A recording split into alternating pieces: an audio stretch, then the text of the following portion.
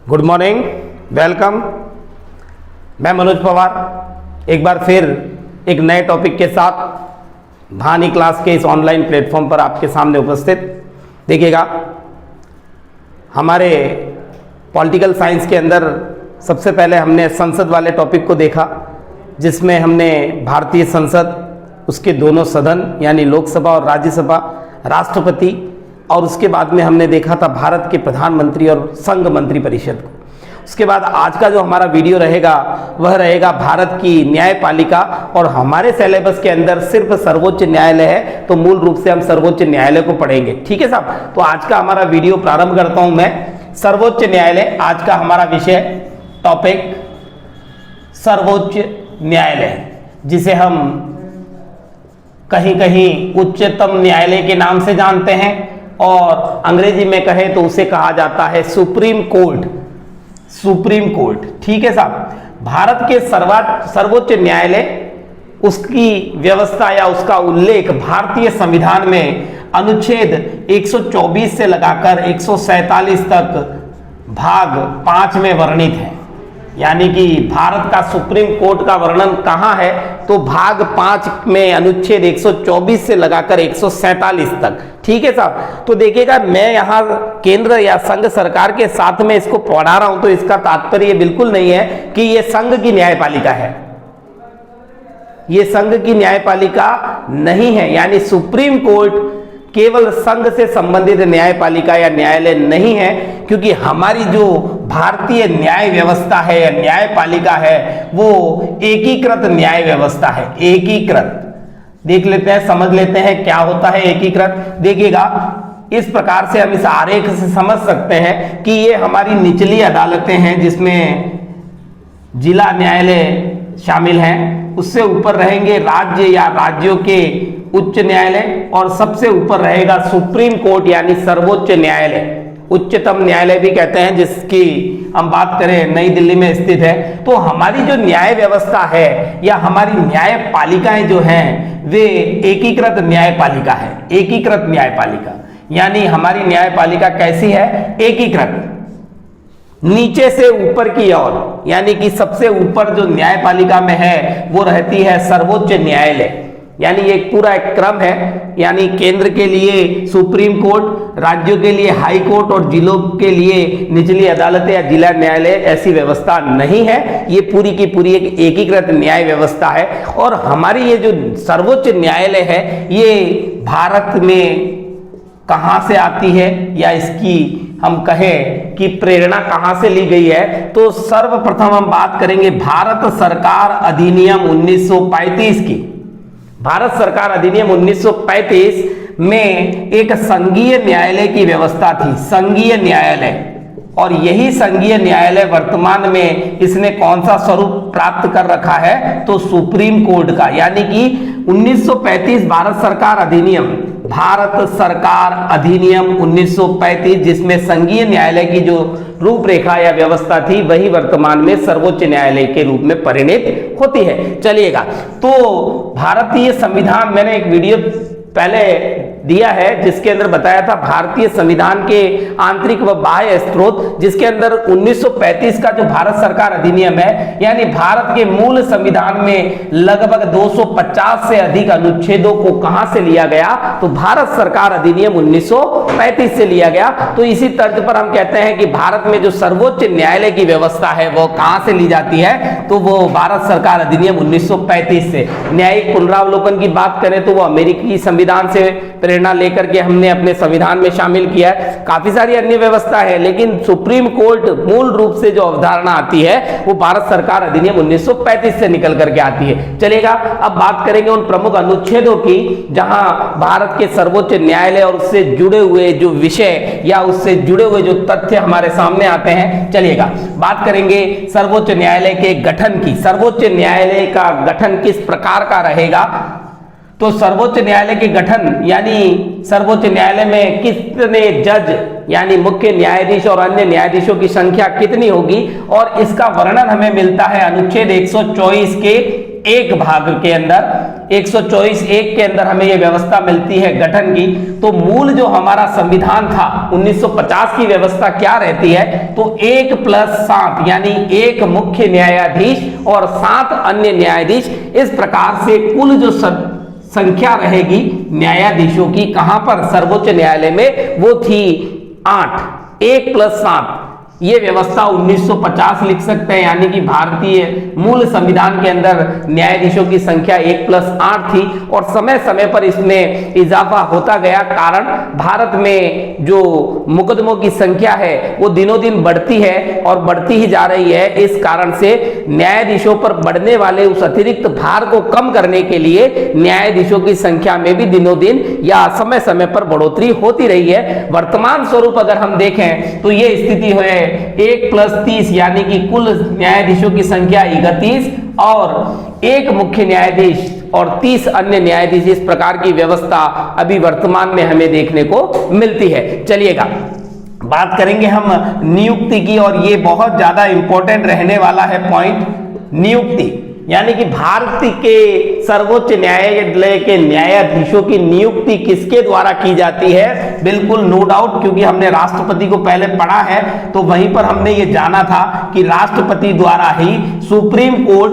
व high court के न्यायाधीशों की नियुक्तियां की जाती हैं। लेकिन राष्ट्रपति को ये कैसे आभास रहेगा कि कौन सा व्यक्ति राष्ट्रपति की नजर में मुख्य न्यायाधीश या सर्वोच्च न्यायालय के अन्य न्यायाधीश बनने योग्य है। तो इसके लिए देखिएगा ये कंट्रोवर्शियल रहा है काफी, और काफी सारे विवाद रहे हैं इस बिंदु से, इसलिए परीक्षा की दृष्टि से उतना ही महत्वपूर्ण, यानी सुप्रीम कोर्ट और हाई कोर्ट के जो जज हैं उनकी नियुक्ति राष्ट्रपति तो करेगा, लेकिन जैसे हमने मंत्रिपरिषद को देखा था कि प्रधानमंत्री की सलाह पर, तो यहां प्रधानमंत्री की सलाह वाला पॉइंट नहीं आएगा, इंपॉर्टेंट रहने वाला है। यहां व्यवस्था रहती है, उसे हम कहते हैं कॉलेजियम सिस्टम। कौन सा सिस्टम रहेगा, collegium system, collegium collegium collegium system. इस कॉलेजियम सिस्टम में क्या प्रक्रिया अपनाई जाती है, तो एक रहेगा, ये न्यायाधीशों का एक पैनल होता है जिसके अंदर एक अध्यक्ष रहेगा और 4 अन्य न्यायाधीश, यानी ये पांचों ही लोग कौन है, ये पांचों ही लोग न्यायाधीश हैं यानी जज हैं। इनका एक पैनल बनाया जाता है, एक कमिटी होती है, और इसी की सलाह पर राष्ट्रपति सर्वोच्च न्यायालय और विभिन्न राज्यों और राज्य समूहों में स्थित हाई कोर्ट यानी उच्च न्यायालयों के न्यायाधीशों की नियुक्ति करता है और उनके स्थानांतरण से भी संबंध इस कॉलेजियम सिस्टम का रहता है। चलिएगा, लेकिन मैंने पहले ही बता दिया कि यहां से प्रश्न निकल कर आने की संभावना अधिक रहती है। क्यों, इसका कारण है कि यहां पर इस व्यवस्था को काफी बार जो रहा संविधान विरुद्ध माना जाता है। क्यों, क्योंकि जज ही नए जजों की नियुक्ति के संदर्भ में अगर निर्णय लेते हैं, परामर्श देते हैं, तो कहीं ना कहीं ये बात कि भाई ये तो वही बात हो गई कि जज उसे ही जज बनाने के लिए, आगे से जज नियुक्त करवाने के लिए सिफारिश करेंगे जो जजों से संबंधित है। यानी कि एक सीधे शब्दों में कह दें कि पहलवान का बेटा ही नया पहलवान बनेगा, क्योंकि उसकी नियुक्ति के संदर्भ में अधिकार किसको दे रखा है, जजों को। तो इस व्यवस्था को बदलने के लिए समय समय पर संसद कई प्रकार के प्रावधान लेकर के आता है। तो सबसे प्रमुख जो प्रावधान रहा है उसे कहते हैं हम NJAC। ये एक आयोग लेकर के आई थी संसद, और इसको संसद लेकर के आती है 2013-14 के अंदर, 13 और 14 के अंदर। तो यहां पर क्या व्यवस्था थी, ये 6 सदस्यीय एक आयोग था, जिसको हम हिंदी में अगर देखना चाहें तो कह सकते हैं कि भारतीय या राष्ट्रीय जुडिशरी यानी कि न्यायिक जो व्यवस्था है, भारतीय न्यायिक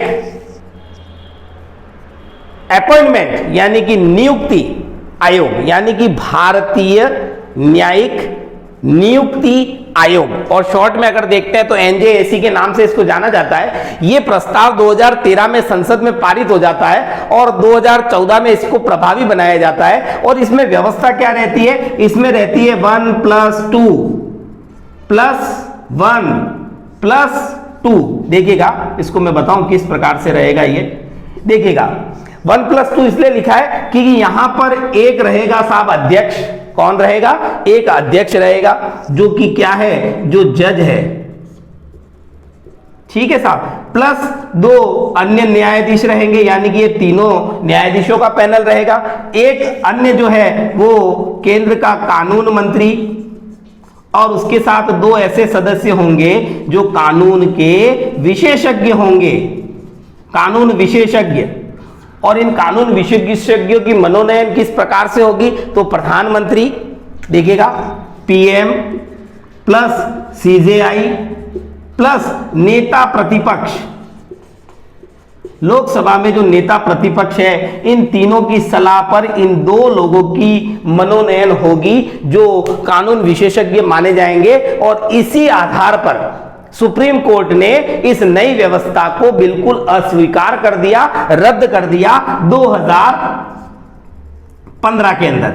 2015 में सुप्रीम कोर्ट द्वारा अस्वीकार, या कह सकते हैं अपन रद्द, ये व्यवस्था नहीं रहेगी अस्तित्व में। क्यों? क्योंकि इन 2 लोगों की जो नियुक्ति हो रही है, यहां पर राजनीतिक जो हस्तक्षेप है वो बढ़ता हुआ सा दिखाई देता है, प्रतीत होता है। और इस कारण से सर्वोच्च न्यायालय ने इस व्यवस्था को पूरी तरह से रद्द कर दिया। यानी यहां से प्रश्न जो निकल करके आता है कि वर्तमान में न्यायाधीशों की नियुक्ति कौन से सिस्टम से होती है? तो कॉलेजियम सिस्टम 1+4, ठीक है साहब। तो देखिएगा, अगर अन्य न्यायाधीशों की नियुक्ति कर रहे हैं तो राष्ट्रपति किसकी सलाह लेगा? सीजेआई की, ठीक है। और सीजेआई की नियुक्ति है तो वही साहब कॉलेजियम सिस्टम, 5 सदस्यों की कमिटी, एक टीम है, और उनकी सलाह पर ये वरिष्ठता का क्रम देखते हैं, वरिष्ठता को आधार बनाते हैं, और उस आधार पर ये इस प्रकार की एक लिस्ट तैयार करके राष्ट्रपति को प्रेषित करते हैं। और राष्ट्रपति सीजेआई की सलाह पर सुप्रीम कोर्ट और हाई कोर्ट्स के जजों की नियुक्ति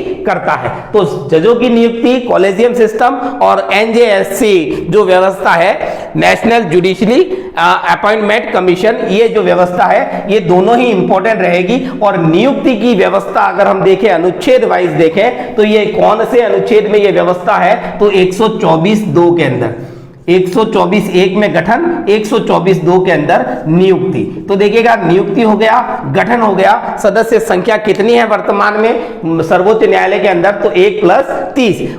2015 के अंदर सुप्रीम कोर्ट ने इस नई व्यवस्था को रद्द कर दिया। चलिएगा आगे बात करूंगा अगले अनुच्छेद और अगली व्यवस्था की। अगला अनुच्छेद रहता है योग्यता, 124(3), अनुच्छेद संख्या 124(3 क्या कहता है कि जज बनने के लिए, सुप्रीम कोर्ट का जज बनने के लिए क्या योग्यता होनी अनिवार्य है? 124(3) क्या बताता है ये योग्यता को? कौन सी योग्यता? सुप्रीम कोर्ट के जज बनने की योग्यता। तो सबसे पहली चीज तो यही हो जाती है कि भारत का नागरिक।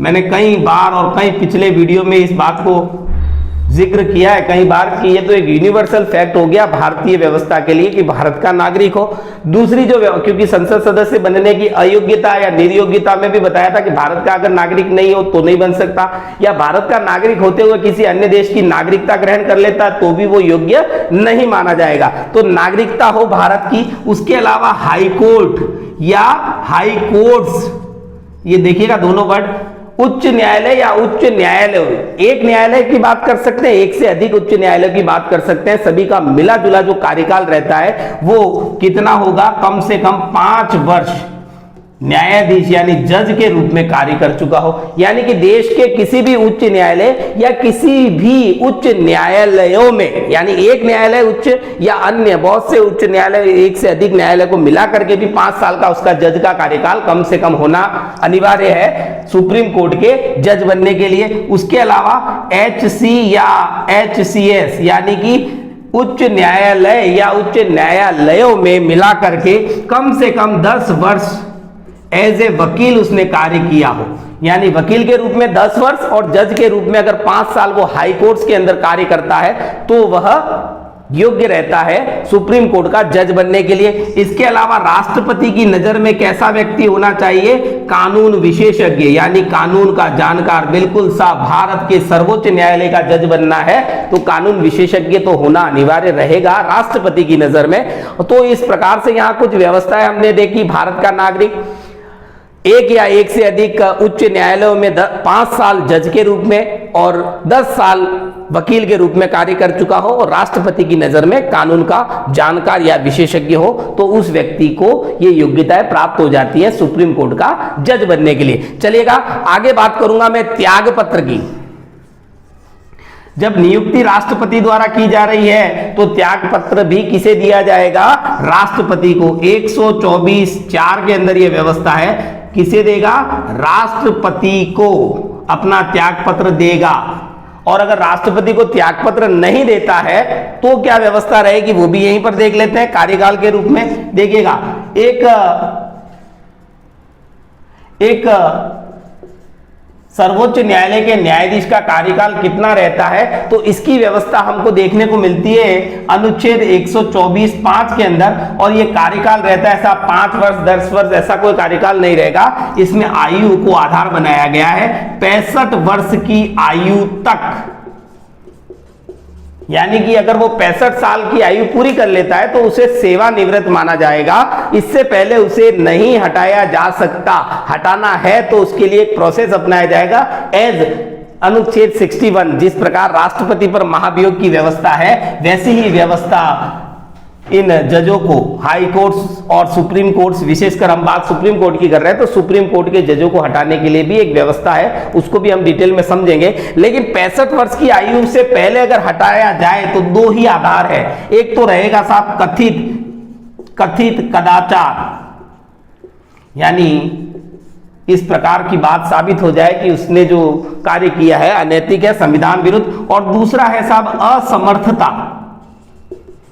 किसी विवाद में वो अगर असमर्थता प्रदर्शित करता है या असमर्थ प्रदर्शित होता है तो उसे संसद के द्वारा पद से हटाया जा सकता है। देखिएगा उसे भी मैं बताऊंगा आपको, लेकिन इसके पहले एक अनुच्छेद देख लेते हैं। अनुच्छेद 124(6) अनुच्छेद 124(6) क्या कहता है? शपथ, यानी कि इन न्यायाधीशों को शपथ कौन दिलवाता है? तो जब नियुक्ति राष्ट्रपति करता है, त्याग पत्र राष्ट्रपति को दिया जाता है, तो शपथ भी कौन दिलवाएगा? तो शपथ भी राष्ट्रपति के द्वारा ही दिलवाई जाएगी। और राष्ट्रपति अगर उपस्थित नहीं है तो राष्ट्रपति द्वारा जिसे भी ऑथोराइज नियुक्त किया जाएगा राष्ट्रपति द्वारा, वह व्यक्ति न्यायाधीश को अपने पद की शपथ दिलवाता है। अब मैंने बात की थी आपको पद से हटाने के लिए, तो हटाने की विधि, न्यायाधीशों को पद से हटाने की विधि किस प्रकार रहेगी, तो इसका वर्णन 2 अनुच्छेदों में सामूहिक रूप से देखने को मिलता है। एक तो हमने कार्यकाल देखा था और एक देखा था हमने त्याग पत्र। तो 124(4) और 5 के अंदर ये व्यवस्था हमको देखने के लिए मिलती है। कौन सी? न्यायाधीश को अपने पद से हटाने की। आधार क्या है? कथित कदाचार और असमर्थता। देखिएगा इसके लिए यह व्यवस्था रहेगी कि पहली चीज तो यह संसद के किसी भी सदन में प्रस्ताव लाया जा सकता है, चाहे वो राज्यसभा हो या लोकसभा हो। अगर राज्यसभा है तो न्यूनतम 50 और लोकसभा है तो न्यूनतम 100 सदस्यों। नहीं, प्रस्ताव लाने के लिए नहीं, इसके लिए क्या करना पड़ेगा? इन सदस्यों द्वारा प्रस्ताव लाया जाएगा। कम से कम इतने सदस्य प्रस्ताव रखेंगे और प्रस्ताव पर अपने हस्ताक्षर करेंगे। कितने सदस्य? इसको हम महाभियोग के संदर्भ में देखें तो लगभग 1/4 सदस्यों की हस्ताक्षर युक्त प्रस्ताव रखा जाएगा सदन के अंदर। फिर उस सदन का अध्यक्ष उसे अगर स्वीकार करता है, क्या करता है? सदन का अध्यक्ष उसे स्वीकार, चाहे लोकसभा हो या राज्यसभा, इस प्रस्ताव को क्या करना पड़ेगा? स्वीकार करना पड़ेगा। और स्वीकार कौन कर सकता है? सदन का अध्यक्ष। उसके पश्चात स्वीकार करने के बाद क्या होगा कि एक कमेटी का गठन होगा। क्या होगा साहब? एक जांच कमेटी बनेगी। एक जांच कमेटी, अध्यक्ष द्वारा एक जांच कमेटी बनाई जाएगी जो इसकी छानबीन करेगा कि कथित कदाचार और असमर्थता वाली बात सत्य है, सिद्ध होती है या नहीं। फिर दोनों ही सदन पृथक पृथक 2/3 बहुमत से उस प्रस्ताव को पारित कर देंगे। साहब प्रस्ताव पारित हो गया, फिर राष्ट्रपति को प्रेषित होगा।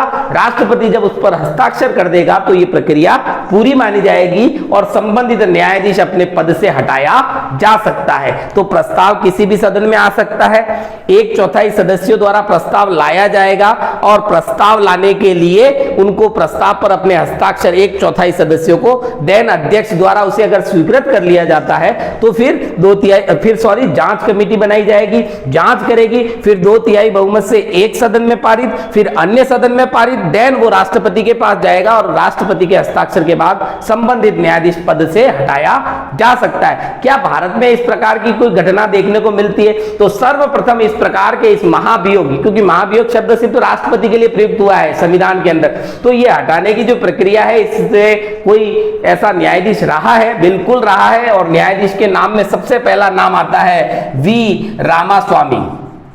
वी रामास्वामी नाम के जो जज है, न्यायाधीश है, न्यायमूर्ति हैं, इन पर इस प्रकार की व्यवस्था लगाई गई थी, यानी पद पे हटाने की जो व्यवस्था है वो लगाई गई। और ये इनके खिलाफ जो प्रस्ताव है 1991 में आया, लेकिन ये पारित नहीं हो पाया, यानी प्रस्ताव पारित नहीं हुआ, पारित नहीं, यानी कि सबसे पहले इस हटाने की व्यवस्था या इस हटाने के सामना किसने किया है? तो वी रामास्वामी नाम के न्यायाधीश हैं। 1991 में प्रस्ताव लाया जाता है और 93 में प्रस्ताव पारित नहीं हो पाता, यानी पद से नहीं हटे हैं। ठीक है साहब। उसके बाद एक अन्य नाम और निकल करके आया, बहुत ज्यादा चर्चाओं में रहा, भारत के मुख्य न्यायाधीश सीजेआई, जिनका नाम है दीपक मिश्रा। दीपक मिश्रा के विरुद्ध भी इस प्रकार का प्रोसेस कहां लाया गया था? आरएस में लाया गया था, यानी राज्यसभा में, लेकिन अध्यक्ष द्वारा इसे अस्वीकार कर दिया गया। अस्वीकार, यानी जब अस्वीकार कर दिया तो आगे की प्रोसेस तो होगी नहीं। तो दूसरे और सीजेआई कौन रहे हैं? दीपक मिश्रा। उसके बाद में एक अन्य नाम और निकल करके आता है, वो है सौमित्र सेन। सौमित्र सेन।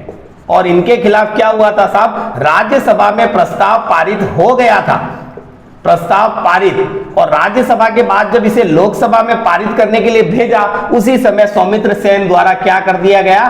त्याग पत्र दे दिया गया। यानी अभी तक भारतीय इतिहास में किसी भी न्यायाधीश के विरुद्ध हटाने की प्रक्रिया पूर्ण नहीं हो पाई है। और अच्छी बात भी है हमारे लोकतंत्रात्मक शासन व्यवस्था के लिए कि न्यायिक व्यवस्था जो है उस पर अभी तक इस प्रकार का कोई देखने को केस नहीं मिलता है, क्योंकि ये एक लोकतंत्र के लिए एक सोचने वाली बात हो जाती है कि न्याय व्यवस्था में भी इस प्रकार के अगर कथित कदाचार और असमर्थता के आधार पर किसी न्यायाधीश को हटाया जाए तो सोचनीय विषय। चलिएगा आगे बात करते हैं हम। प्रस्ताव हो गया सब, अब बात करेंगे हम अगले फैक्ट की, वेतन।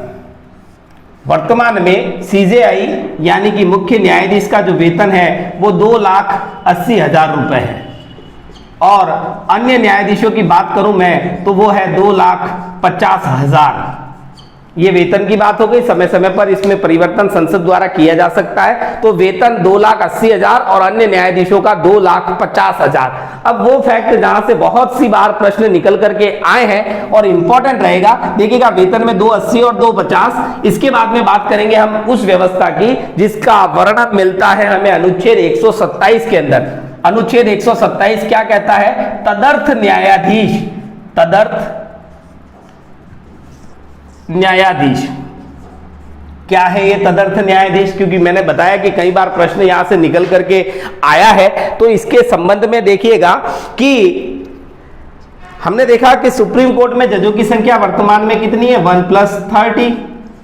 लेकिन भारत जैसे बड़े देश में, क्योंकि सुप्रीम कोर्ट के पास में अपने काफी सारे अधिकार क्षेत्र हैं, कुछ केसेस सीधे ही मूल अधिकारिता के अंदर सुप्रीम कोर्ट में ही आते हैं, कुछ ऐसे केसेस होते हैं जो अपील के रूप में उसके कोर्ट के पास में आते हैं। उसके अलावा इसके अन्य कार्यों में देखें तो संविधान की व्याख्या करना, संविधान की संरक्षा करना, मौलिक अधिकारों की रक्षा करना, ऐसे कई अन्य कार्य, रीट वगैरह जारी करना आगे आ रहा है, वो चीज भी देखेंगे।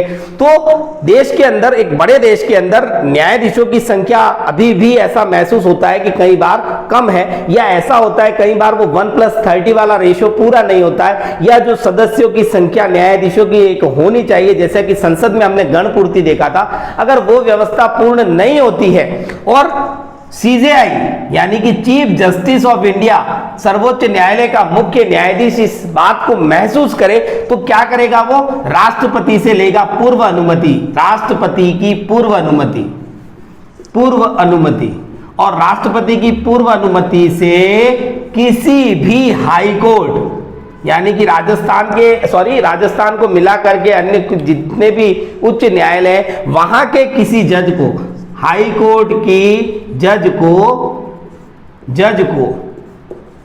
राष्ट्रपति की पूर्व अनुमति लेनी पड़ेगी कि साहब एक जज की आवश्यकता है, संबंधित हाई कोर्ट से हम उस जज को यहां सुप्रीम कोर्ट में बुला रहे हैं एज ए न्यायाधीश कार्य करने के लिए, अब वो सुप्रीम कोर्ट का न्यायाधीश माना जाएगा, तो किसी भी हाई कोर्ट के जज को यहां लाया जा सकता है राष्ट्रपति की पूर्व अनुमति। और रोल किसका रहेगा? मुख्य न्यायाधीश, सर्वोच्च न्यायालय के मुख्य न्यायाधीश का। लेकिन ये जो हाई कोर्ट का जज है उसकी एक योग्यता होनी चाहिए, और वो योग्यता क्या है? सुप्रीम कोर्ट का जज बनने की योग्यता, यानी सुप्रीम कोर्ट का न्यायाधीश बनने की योग्यता रखने वाला किसी भी हाई कोर्ट का जज सुप्रीम कोर्ट में बुलाया जा सकता है। और इसके लिए संबंधित हाई कोर्ट, क्योंकि यहां पे भी तो है ना मुख्य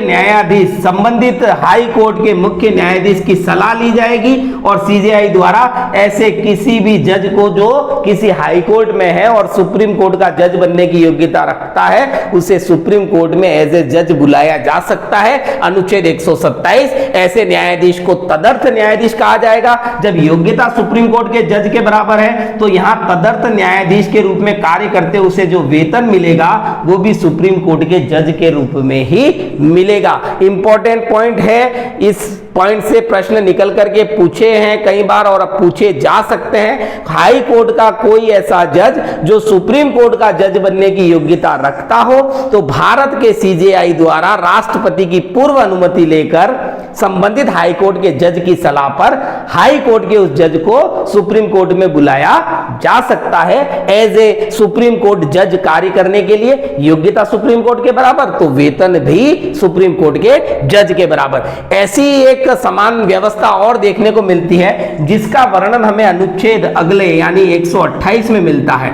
उसे कहते हैं हम सेवानिवृत्त जज, यानी कि ऐसे जज जो कहां कार्यरत थे? सुप्रीम कोर्ट में और या हाई कोर्ट में। 65 वर्ष की आयु पूर्ण कर ली है उसने, वो सेवानिवृत्त हो गया है, लेकिन जरूरत पड़ने पर उसे भी सुप्रीम कोर्ट में पुनः बुलाया जा सकता है। तो वहां पर भी रोल सेम रहेगा। सीजेआई किससे पूर्व अनुमति लेगा?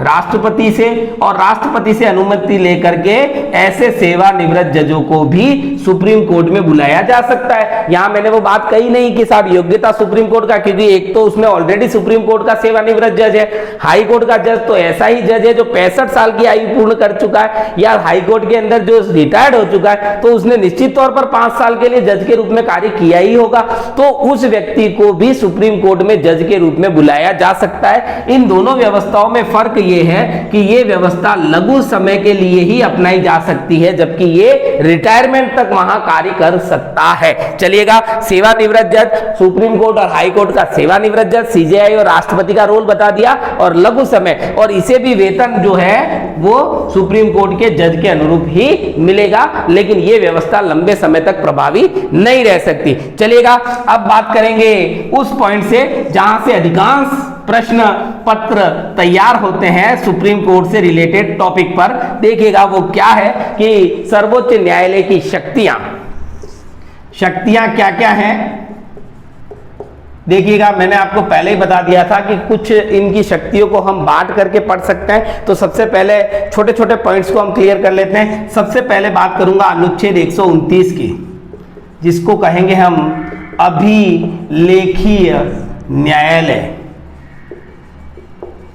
देखिएगा, वैसे अब सभी जज जो भी जितने भी न्यायालय हैं वहां पर क्या होता है कि कोई विवाद है और उसके संदर्भ में सुनवाई चल रही है, तो अभी उसको क्या किया जाता है? अभिलेखित किया जाता है। पहले लिखा जाता था, आप कंप्यूटर, क्योंकि इंफॉर्मेशन टेक्नोलॉजी का जमाना है, तो उनको रिकॉर्ड किया जाता है। इसको अभिलेख को अगर इंग्लिश में देखें तो रिकॉर्ड कह सकते हैं। तो इसको as a record court use किया जाता है सुप्रीम कोर्ट को, यानी किसी भी केस की सुनवाई होती है और उससे संबंधित जो फैसला सुप्रीम कोर्ट सुना देता है, वह फैसला खुद सुप्रीम कोर्ट के लिए और निचली अदालतों के लिए वैसा ही मामला आने पर एज ए कानून यूज किया जाएगा। बात को समझिएगा कि अगर कोई विवाद चल रहा है, जैसे कि एक विवाद की मैं बात कर लूं। विवाद क्या है? विवाद यह है कि साहब एक विधवा स्त्री जिसका पति गवर्नमेंट कर्मचारी था और उस विधवा स्त्री को उसके पति की नौकरी मिल गई मृत आश्रित कोटे से, यानी पत्नी ने क्या ले ली, अपने पति की नौकरी ले ली, और उसके पति के माता पिता वृद्ध अवस्था में है और जीवित है साहब। तो बेटा जब जिंदा था, माता पिता का भरण पोषण पालन पोषण वो बेटा करता था, पिता और माता का पालन पोषण बेटे द्वारा किया जाता था, क्योंकि बेटे के पास गवर्नमेंट जॉब है। अब बेटे की हो गई साहब मृत्यु। अब बेटे की मृत्यु हो जाने के बाद में उस बहू को तो मिल गई नौकरी और उसने अपने सास ससुर को घर से बाहर निकाल दिया। तो फिर इस प्रकार का एक निर्णय दिया जाता है कि अगर वह महिला अपने पति यानी उस बूढ़े माता पिता की जो संतान रही थी उस व्यक्ति की नौकरी की हकदार है, तो उसके जो कर्तव्य हैं यानी उन बूढ़े माँ बापों का पालन पोषण करना वो भी अब उस नौकरी ली हुई बहू की जिम्मेदारी रहेगी। अगर ऐसा केस सुप्रीम कोर्ट के पास आया, सुप्रीम कोर्ट ने डिसीजन दिया, अब किसी भी निचली अदालत में इस संदर्भ का कोई केस आता है तो उस फैसले को एज ए कानून मानकर डिसीजन दिया जाएगा। खुद सुप्रीम कोर्ट भी ऐसे पुनः आने वाले विवाद में वही फैसला रिपीट करेगी, क्योंकि वो एज ए कानून यूज होगा। मेरी बात आपको शायद समझ में आ चुकी होगी कि सुप्रीम कोर्ट जब किसी फैसले को देता है किसी विवाद के संबंध में, तो वो फैसला क्या बन जाता है, वो खुद अपने आप में एक कानून बन जाता है। खुद सुप्रीम कोर्ट में वैसा ही मुकदमा आ जाए या किसी निचली अदालत में वैसा ही मुकदमा आ जाए तो एज ए कानून उस फैसले को पुनः रिपीट किया जाएगा। चलिएगा आगे बात करूंगा मैं अगले अनुच्छेद की, अनुच्छेद 131। अनुच्छेद 131 क्या कहता है? ये कहता है साहब मूल अधिकारिता, कि कौन कौन से वो मामले हैं जो सीधे सुप्रीम कोर्ट में आते हैं। वैसे देखिए हमने देखा था जब मौलिक अधिकारों को देखा था तो अनुच्छेद 32 हमने देखा था, जिसके अंदर सुप्रीम कोर्ट और हाई कोर्ट को 5 तरह की रीट जारी करने का अधिकार था, उसको भी मैं क्लियर करूंगा। लेकिन यहाँ अन्य जो मुकदमे सीधे हाई कोर्ट के पास आते हैं उनकी बात करते हैं। ऐसा केस जिसमें कोई राज्य और सामने कौन है, संघ यानी कि केंद्र, भारत संघ, ठीक है साहब, यानी कि राज्य वर्सेस अगर संघ है तो सीधा कहां आएगा, सुप्रीम कोर्ट के पास। राज्यों यानी एक से अधिक राज्य वर्सेस संघ है तो भी कहां आएगा, सुप्रीम कोर्ट। राज्य प्लस संघ वर्सेस राज्य है, क्योंकि कई बार राज्य का भी किसी अन्य राज्य के साथ साथ केंद्र सरकार से विवाद हो सकता है। इसी संदर्भ में हम देखते हैं, ये सबसे ज्यादा इंपॉर्टेंट है, राज्य वर्सेस राज्य, ये विवाद भी कहां पर आएगा, सुप्रीम कोर्ट। जैसे राजस्थान गुजरात राज्य सरकारों का विवाद है तो सुप्रीम कोर्ट में जाएगा, लेकिन एक विवाद को छोड़कर, और वो विवाद है नदी जल विवाद। दो राज्यों के बीच अगर नदी के जल के बंटवारे को लेकर विवाद चल रहा है तो वो विवाद सुप्रीम कोर्ट की अधिकारिता में नहीं आता है। वो अनुच्छेद 262 के तहत, अनुच्छेद कौन सा है, 262, किसके पास जाता है, संसद, यानी कि संसद कानून बनाकर उस विवाद का निपटारा करेगी, यानी संसद का रोल बढ़ता है अनुच्छेद 262 के संबंध में जल विवाद। बाकी सारे इस तरह के अन्य केस जो रहेंगे राज्य वर्सेस राज्य, वो सारे कहां जाएंगे, मूल अधिकारिता में, यानी सीधे ही सुप्रीम कोर्ट में जाने लायक वो मुकदमे रहते हैं। चलिएगा अब बात करूंगा, देख लिया होगा आपने। अब मैं अगले पॉइंट पर आता हूं जिसको कहते हैं हम रीट अधिकार। रीट बिल्कुल बहुत ज्यादा क्लिक करता है ये वर्ड दिमाग में, और अभी तो करना भी चाहिए, समय बहुत कम बचा है शेष। रीट, रीट अधिकार देखिएगा, रीट में 5 प्रकार की रीट जारी कर सकता है सुप्रीम कोर्ट, और साथ साथ हाई कोर्ट की भी हमने बात की है। तो कौन कौन से वो अनुच्छेद हैं, अनुच्छेद 32 जो कि मौलिक अधिकारों में शामिल है, संवैधानिक उपचारों का अधिकार, जो सुप्रीम कोर्ट को रीट जारी करने का अधिकार देता है। मैं पहले ये टॉपिक, ये जो रीट है पांचों अच्छे से क्लियर कर चुका हूं, पिछले वीडियो में आप देख सकते हैं। उसके अलावा सिर्फ सुप्रीम कोर्ट से संदर्भ बात करें तो ये है अनुच्छेद 139, और अगर हाई कोर्ट की बात करें तो अनुच्छेद 226, राज्यों के अंदर स्थापित जो हाई कोर्ट है, उच्च न्यायालय, वो भी रीट जारी कर सकते हैं अनुच्छेद 226 के तहत। ठीक है साहब, 5 प्रकार की रीट्स होती हैं, परमादेश है, अधिकार प्रच्छा है, बहुत सारी मैंने सारी क्लियर करी है। उसके बाद में बात करेंगे अपन अपीलीय न्यायालय के रूप में, क्योंकि भारत का जो सर्वोच्च न्यायालय है इसे एक और नाम से जानते हैं, अंतिम अपीलीय न्यायालय।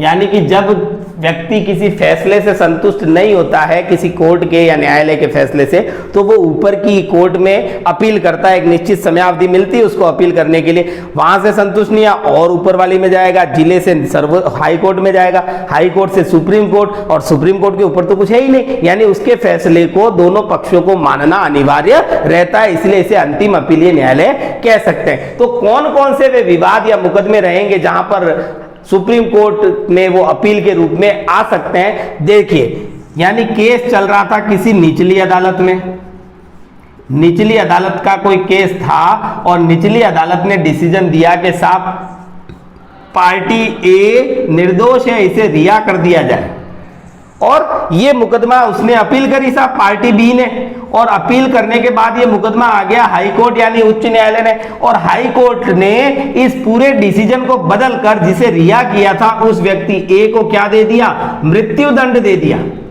समझिएगा, निचली अदालत ने कोई फैसला दिया है और हाई कोर्ट उसके फैसले को बदल करके संबंधित व्यक्ति को, दोषी व्यक्ति, अपराधी जो भी माना गया है, उसको फांसी या मृत्युदंड दे देता है, तो ऐसा केस अपील के रूप में सुप्रीम कोर्ट में जाने योग्य है। दूसरा कि अगर ये केस इस निचली अदालत में चल रहा था, अभी वो चल रहा है, डिसीजन नहीं आया है, और ऐसे केस को संबंधित कोई हाई कोर्ट अपने यहां बुला करके और मृत्युदंड दे देती है, तो भी ये व्यक्ति अपील के लिए कहां जा सकता है? सुप्रीम कोर्ट में। ये भी जा सकता है, ये भी जा सकता है। और तीसरी कंडीशन कि स्वयं हाई कोर्ट अपने यहां चल रहे किसी विवाद के संबंध में इस प्रकार से एक प्रमाणित कर देती है लिख करके कि भाई ये जो केस है ये सुप्रीम कोर्ट में जाने योग्य है। तो अपील के आधार 3 बता दिए। निचली अदालत से मंगाकर मृत्युदंड देना, निचली अदालत के फैसले को बदलकर हाई कोर्ट द्वारा मृत्युदंड देना, या हाई कोर्ट खुद इस बात को तय कर लेती है, प्रमाणित कर लेती है कि उक्त विवाद सुप्रीम कोर्ट में अपील के लिए जाने योग्य है, तो ये सीधे ही अपील के लिए सुप्रीम कोर्ट में आ सकते हैं। चलिएगा,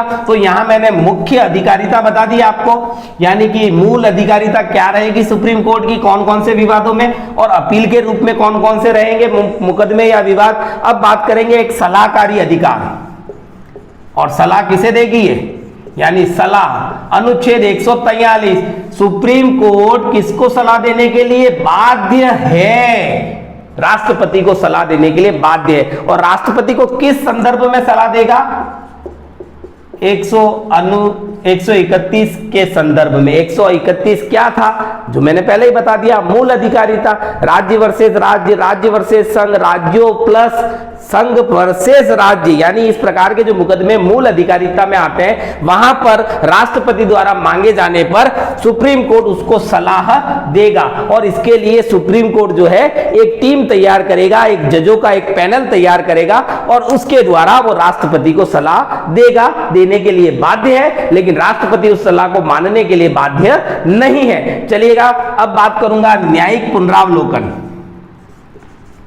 न्यायिक पुनरावलोकन, और ये व्यवस्था हमने कहां से ली है? तो यूएसए से, अमेरिका से। न्यायिक पुनरावलोकन कहां कहां पर व्यवस्था है? अनुच्छेद 32, वही कौन सा? संवैधानिक उपचारों का 137, और साथ ही साथ 13 मूल अधिकार माने गए हैं 12 से 35, लेकिन 12 और 13 में क्या है मैं पहले वीडियो में क्लियर कर चुका हूं। तो 13 में भी न्यायिक पुनरावलोकन है, 32 में भी और 137 में भी। न्यायिक पुनरावलोकन का मतलब क्या है कि सुप्रीम कोर्ट को लगे कि विधायिका ने जो कानून नया पारित किया है, बनाया है, और खुद सुप्रीम कोर्ट को अपने पहले दिए गए किसी निर्णय का भी अगर चाहे तो वो न्यायिक पुनरावलोकन कर सकता है। इसी के जगह पर न्यायिक समीक्षा वर्ड का यूज भी किया जाता है। न्यायिक समीक्षा, अपने द्वारा दिए गए पूर्व फैसले का भी न्यायिक पुनरावलोकन हो सकता है, और संसद यानी कि विधायिका का भी जो है न्यायिक पुनरावलोकन सुप्रीम कोर्ट द्वारा किया जा सकता है, और इसकी व्यवस्था अनुच्छेद 32, 137 और अनुच्छेद 13 में वर्णित है। चलिएगा,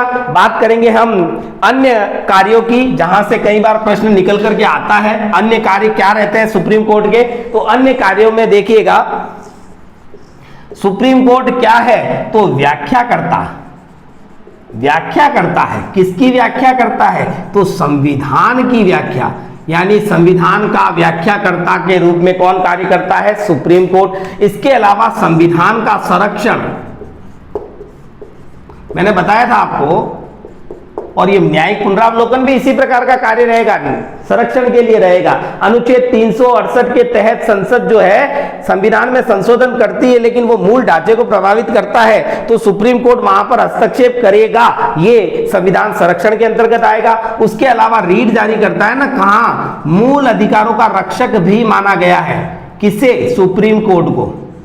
वैसे हाई कोर्ट भी है, लेकिन हम पढ़ सुप्रीम कोर्ट रहे, तो ये अन्य कार्य रहेंगे। मूल अधिकार जो नागरिकों के, उनकी रक्षा करना, संविधान को संरक्षण प्रदान करना और संविधान की व्याख्या करना, क्योंकि वर्ड और लैंग्वेज बहुत ज्यादा विधिक लैंग्वेज है, न्यायिक या कानूनी भाषा है, तो उसकी व्याख्या करना ये रहेगा सुप्रीम कोर्ट। और सुप्रीम कोर्ट का जो हमारा टॉपिक आता है, इसके बाद में जो हम केंद्र सरकार या संघ सरकार से रिलेटेड चीजें पढ़ रहे हैं वो पूरी होती है। इसके अलावा 2 और पद रहेंगे जिनका संबंध संसद से है, एक तो महान्यायवादी और नियंत्रक महालेखा परीक्षक, अगले वीडियो में वो लेकर के आऊंगा। उसके बाद में हम जाएंगे राज्य सरकार, स्पेशली राजस्थान के संदर्भ में, तो विधान परिषद को सिर्फ इंट्रोडक्शन देखेंगे, विधानसभा देखेंगे, राज्यपाल देखेंगे, मुख्यमंत्री और मंत्रिपरिषद देखेंगे, और देखेंगे हम क्या देखेंगे, महाधिवक्ता, यहां देखेंगे नियंत्रक महालेखा परीक्षक, जो हम केंद्र सरकार के अंदर देखेंगे, दोनों में रोल रहता है उसका। उसके बाद में हम जिला प्रशासन पे आएंगे और नगरीय और ग्रामीण स्वशासन, इस तरह से हम ये यूनिट भी राजनीति विज्ञान की पूरी कर लेंगे। आशा और विश्वास है कि आप पूरा वीडियो देखेंगे, क्योंकि काफी अच्छा कॉन्सेप्ट लिया है मैंने यहाँ पर, और अगले वीडियो में भी इसी प्रकार का प्रयास रहेगा। तो मैं मनोज पवार इस वीडियो से आपकी आज्ञा चाहता हूं। जय हिंद, जय भारत।